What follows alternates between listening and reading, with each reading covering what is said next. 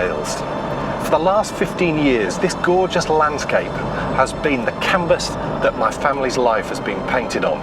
And whilst so many of our adventures start in the car, our favourite way to explore this gorgeous part of the world is on foot. There is nothing quite like walking the Yorkshire Dales.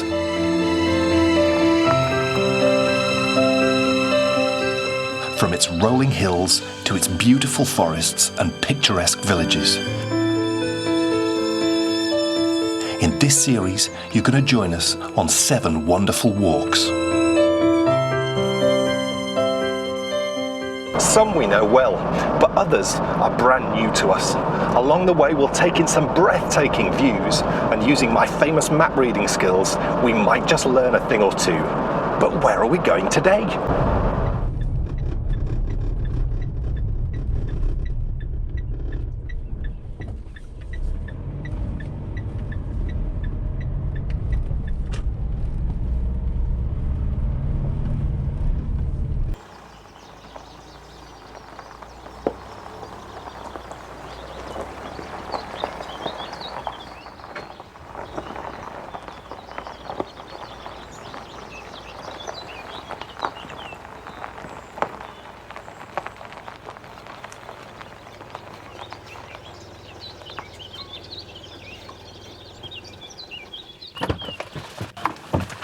There's really only one destination that we could take you to first. When we first arrived in this region about 15 years ago, one weekend I got out my map and I was having a look to see if I could spot anywhere interesting. And I spotted this big forest full of wonderful paths. That weekend, we hot-footed it right here to this car park and we had the most wonderful walk. 14 years later, and we're still coming. What makes it so perfect is that the trees keep you cool in the summer and they block out the wind in the winter. And today you're going to join us on a fantastic walk. But before we set off, there's someone I want to introduce you to. It's the newest member of the team. This is Kevin the drone. He's going to be with us every step of the way in this series, and he's going to give us a whole new perspective on the Yorkshire Dales, because with his help, we get to enjoy shots like this.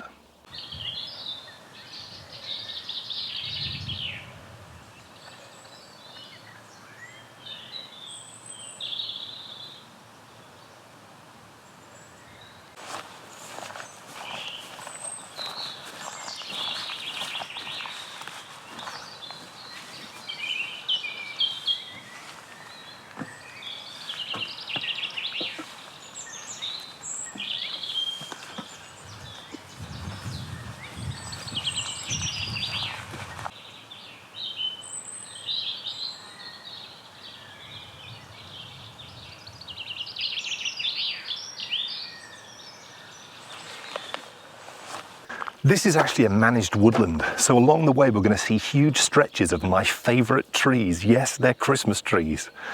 And we're also going to see, hopefully, some amazing wildlife, because in here I've seen just the most gorgeous things before, from massive birds, loads of deer, all sorts of great stuff. It sort of reminds me of the forest moon of Endor. And there's one part actually in it where you can just imagine the Millennium Falcon coming in and landing and actually knocking down some of the trees. It's just one of the areas where they've done a little bit of harvesting. But also in here, there is evidence which we've never found before of Neolithic man. There's a spot where there was supposedly a henge, just like Stonehenge, and also there's some cup and ring marks. It's rock art that normally used to appear near henges. So I think we should head in on our amazing walk in the Dales and see if we can find it. Let's go.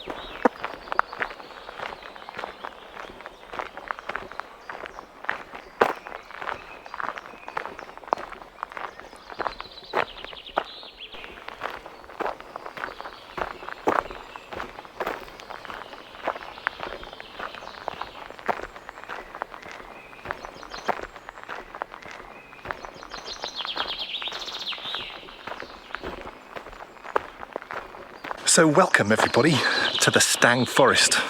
This is probably our most favourite dale, and it's Arkengarthdale.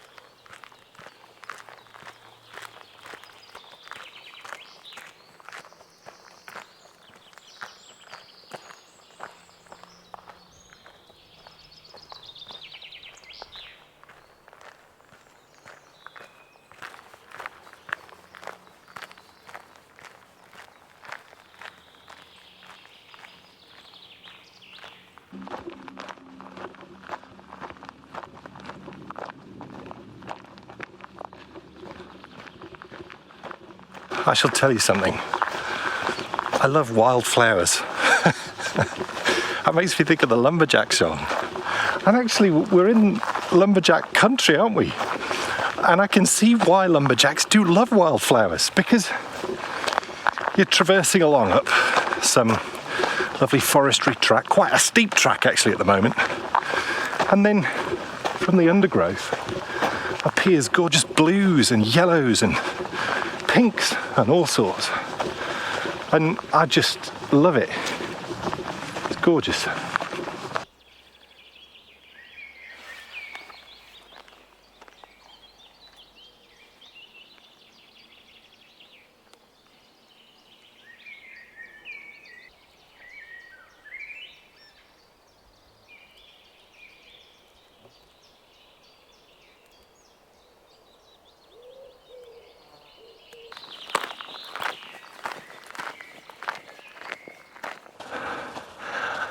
Wow, that's a steeper hill than it looks. But this is it. This is the spot which totally makes me think of the Millennium Falcon landing on the forest moon of Endor and clearing off trees as it lands. It's just the most evocative 1980s movie spot I think ever, because also it's got a real Goonies vibe going on as well.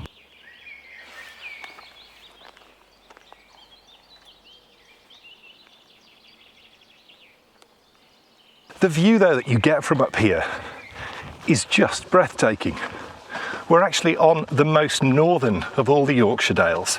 So all the Dales country is all that way. And then as this valley dips down, we're out of the Dales and we're into other parts of the world. Actually, if you look at that ridge line over there, if you were to travel over the top of there and down, you would end up at Hadrian's Wall country. So it's really not far at all. And we feel tremendously fortunate actually to live where we live, because within 20 minutes we can be in the Dales. It takes a little bit longer to get to Hadrian's Wall, but it's just the perfect spot. And the one thing about the Yorkshire Dales is, we're going to find out later on in the series, the further in that you get, the sort of wilder it becomes, the smaller the roads become, the longer it takes to get there, and the harder it is to get there. And that's probably one of the reasons why we've not explored as much of it as we perhaps should have done. But this series is going to change that.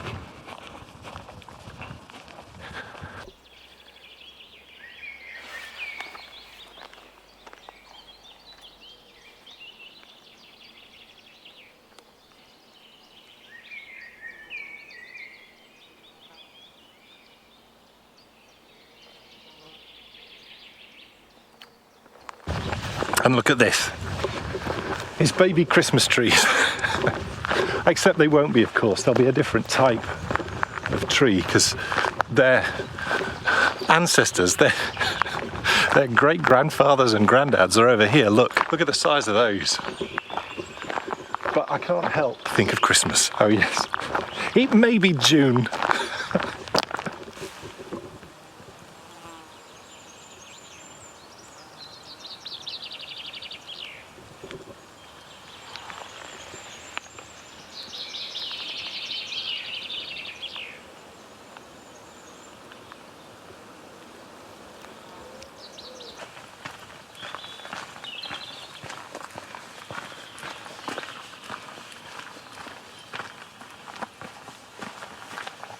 Now, I'm looking for a landmark which I've seen so many times on maps, and I don't want to miss it.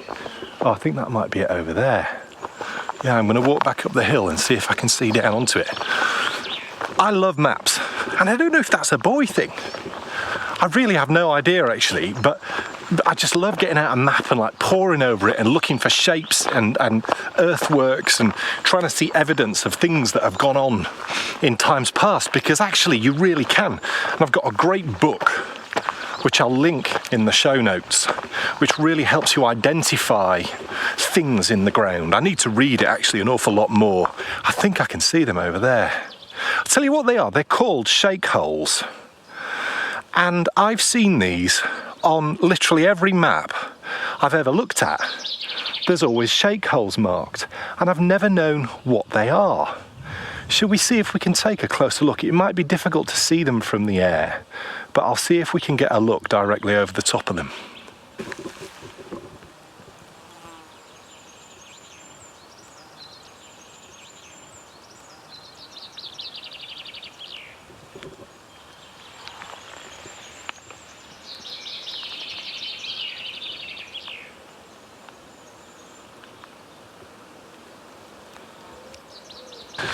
They're really tricky to capture, but you can see them there.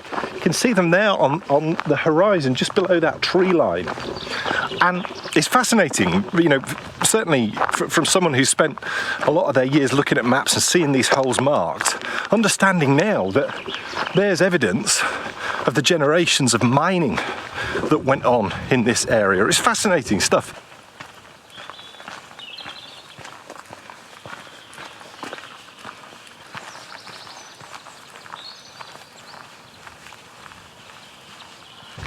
You know, hidden really everywhere we look. I always remember on Time Team, they always used to say it's the lumps and bumps. You look out for those lumps and bumps, and they've normally got a story to tell, and those most definitely do. But yeah, maps, is it just me? I really don't know. But it's now progressed, hasn't it, on from the old paper map, because the challenge you used to find if you're out on a walk like today with a paper map is you had to be quite clever to fully understand exactly where you were on the map. But now, of course, I've just got this wonderful app called OS Maps, and it just gives you access to the whole country. And so, you know, anywhere that you want to go, you can look in really close and plan routes. And it wasn't expensive at all, actually. I think for a year it was £25, and I've used it just a huge amount.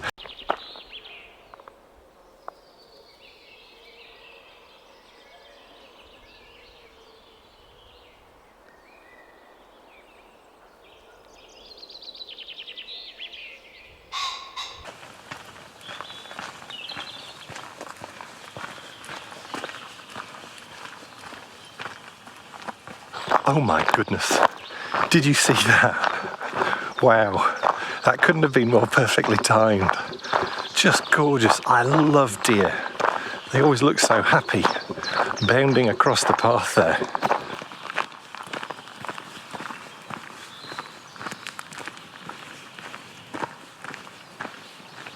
It's one last push actually, folks, and we're going to get to the point where this landscape changes quite dramatically as we come out of Stang Forest and onto an area which we're actually going to be exploring in a later episode of Walking the Dales called Barningham Moor, because it's on the top of Barningham Moor. But look at that, wow.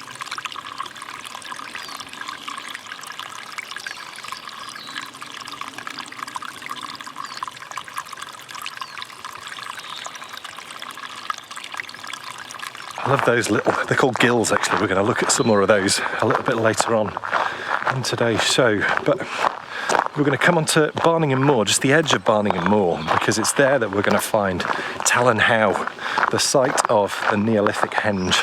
Unfortunately, none of the stones are there anymore, but in a way I think that makes it slightly more mysterious and just a little bit more fun, because you can let your imagination run wild.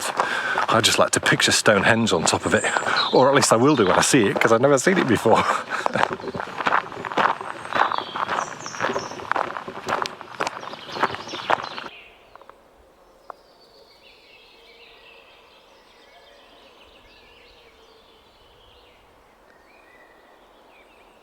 One of the things we really wanted to do with this series, and I really hope that we've achieved it, is I wanted to make you feel like you were along with me on this pretty perfect day on the most idyllic walk in the Dales. And that's the reason why we've left quite a bit of space so you can really take in the views, listen to the birds. I wish my mum was with me because she'd be able to identify them, because I've heard the most amazing array of birds today, I tell you. There was a cuckoo when I arrived who was just going crazy.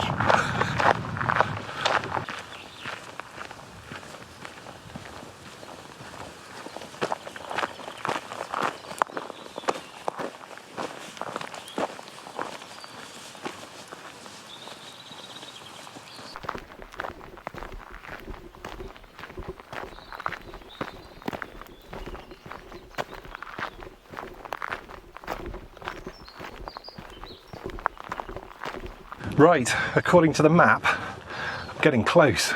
Get down to the end of this path, the trees open out, and there before us should be Tallin. And I've got to say, I'm super excited.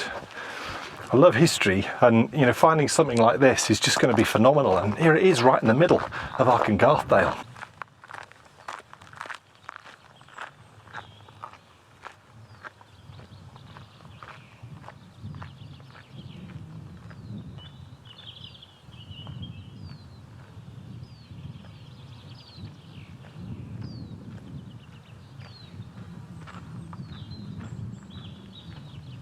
The Yorkshire Dales, I suppose, is pretty famous for lots of rolling countryside and gorgeous vistas and amazing landscapes, but also scattered throughout it are some of the most picturesque and lovely villages I've ever visited. Unfortunately, in the first walk in this series, there aren't any villages on our route. That will be remedied though later on in the series. But there is a little village. You can see one of the houses just over the horizon.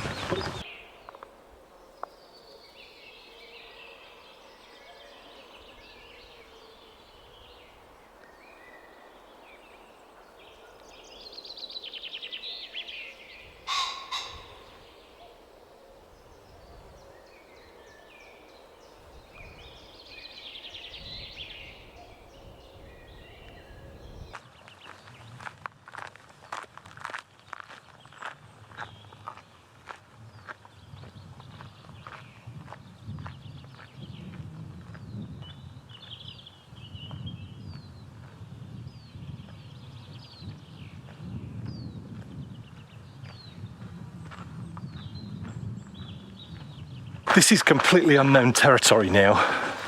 All the sort of walking and running I've ever done in this area is back there.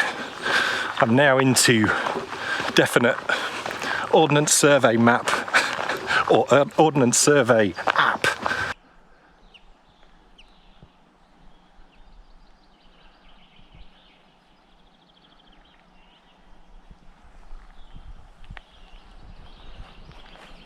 We're going to come off this track and we're going to end up on what I'm told, or certainly what looks like on the map and what I've read in a number of places, is a pathway which has been in existence for thousands of years. It's one of the routes that will take us and that people will have followed when they've been heading to the henge, because of course these were places used for worship and for sacred reasons. So people would have come from all over this part of the world. They'd have been drawn to the stones on top of the hill that would have been visible probably for miles around, because if you think we drop down and it's much lower, the ground down that way. Look, it's changed completely now. Take a look at this.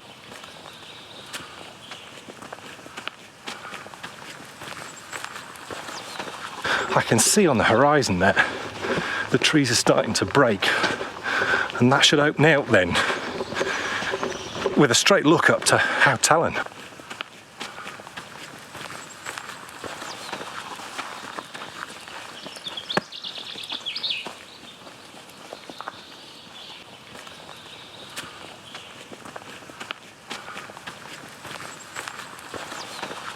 Oh my goodness, what an unbelievable view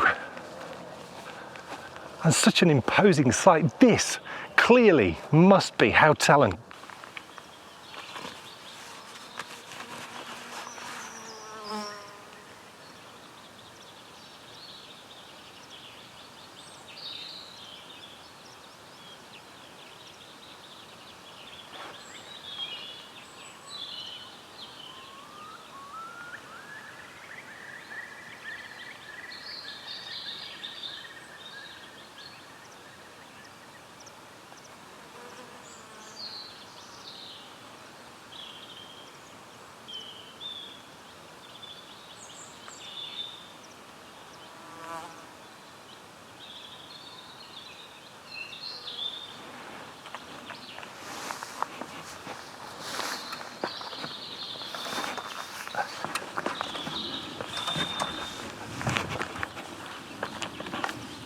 Just look at that. It's breathtaking. And it's funny, isn't it, how the practice of putting your religious site, your place which is supposed to bring the whole community together, in a prominent spot in the landscape is something which carried on right the way up until Christian churches. There's so many towns and cities across England. Lincoln, for example. Lincoln, that surrounding area is very flat, but when they built the cathedral, they built it on the one high point, so everyone could see it and everyone knew where to go every Sunday to go and worship. But just imagine on top of there, Stonehenge. Talk about impressive. It's breathtaking.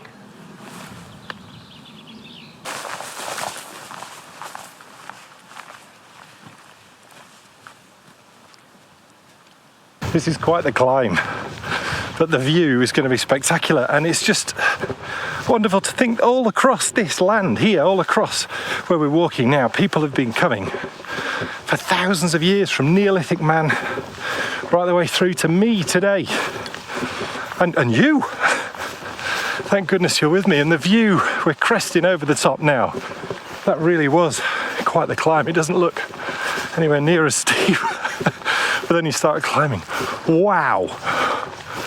Just take a look at this, folks.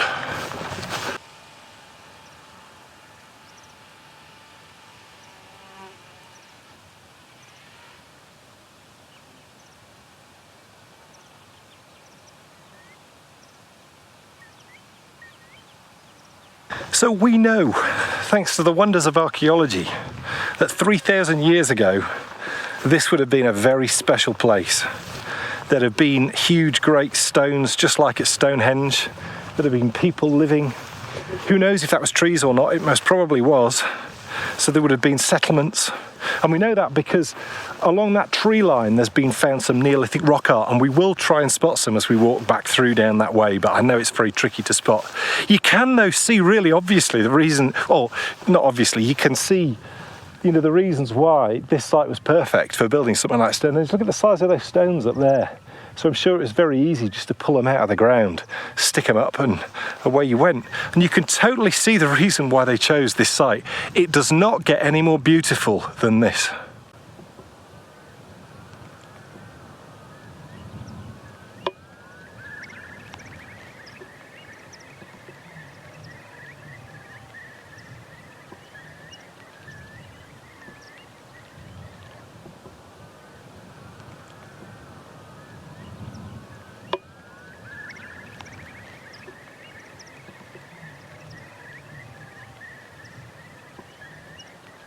But now it's time to start making our way back down this. Now this does look steep now. But it'll be easier going down, won't it?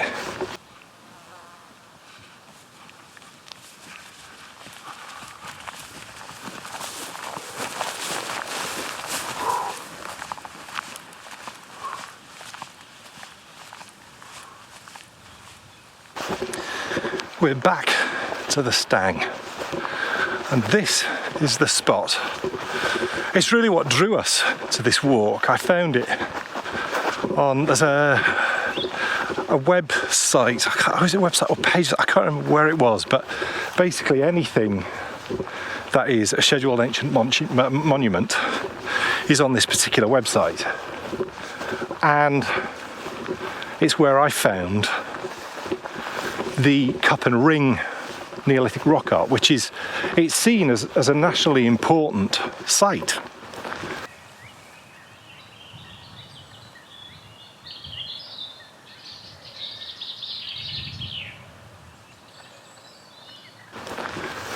but I'm told from numerous sources it's really tricky to find.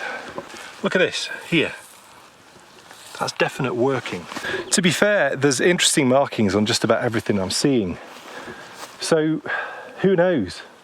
I mean, I don't think this is it though. I don't think this is traditional rock art, the cup and ring rock art, because I know what that looks like. It's interesting though, just seeing this and trying to work out what it is. It's another one of those reasons why I love coming out, walking through the landscape and trying to sort of identify. It's like any mystery in life. It's fascinating to think, you know, because as we've discovered so much today already, we know that people were here.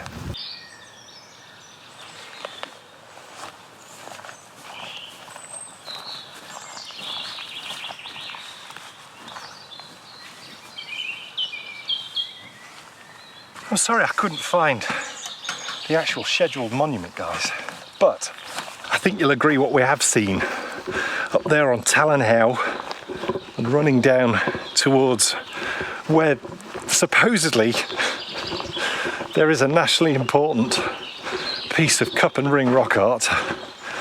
Well, it was fascinating stuff. But now, thankfully, my goodness, you certainly do get the full effect of why the Stang is such an amazing place to walk at all times of the year, because it was baking out there on Barningham Moor, and as soon as I come back here into the woods, there's just a chill. It feels so much nicer. And I think as well, for at least the first part of this return journey, it's downhill all the way.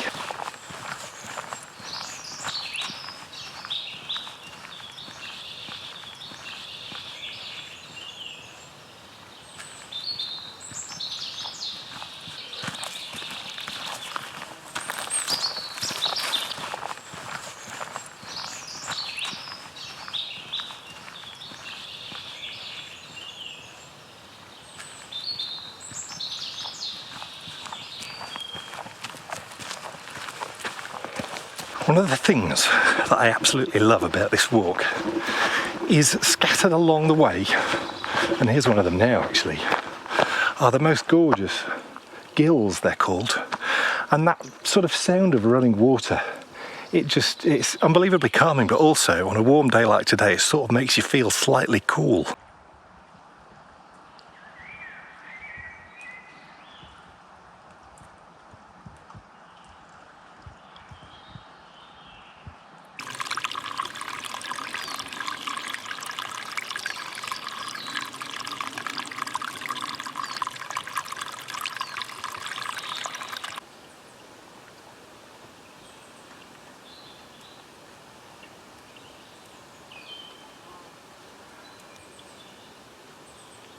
You can totally understand why people like water features in their gardens, can't you?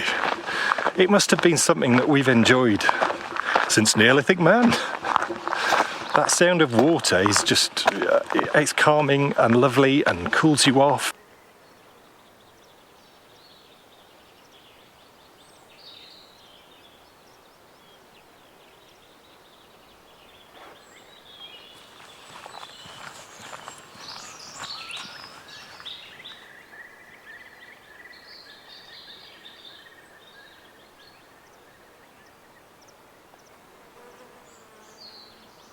Can you believe we have come to the end of our very first walk?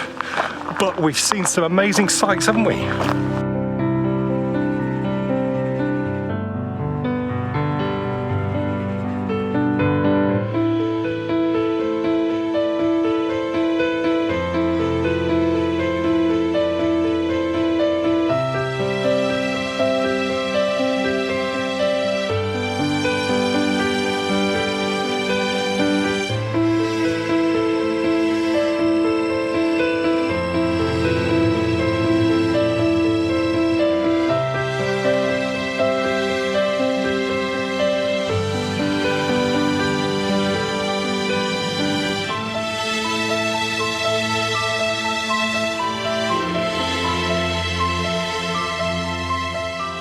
We've made it. Oh yes, I can see the car, it's up in the distance. It may have been a hot and sticky day, but what an adventure we've had, and I've learned so much about a part of the world which I thought I already knew so much about. Arkengarthdale has got so many hidden secrets, you know, just waiting there to be discovered, and it's one of the reasons why I love getting out of the car, getting on foot and going for a lovely walk. So the best part is we get to do all this again next time in a brand new location. So thank you so much for watching, and I'll see you soon when we will once again be walking the Dales.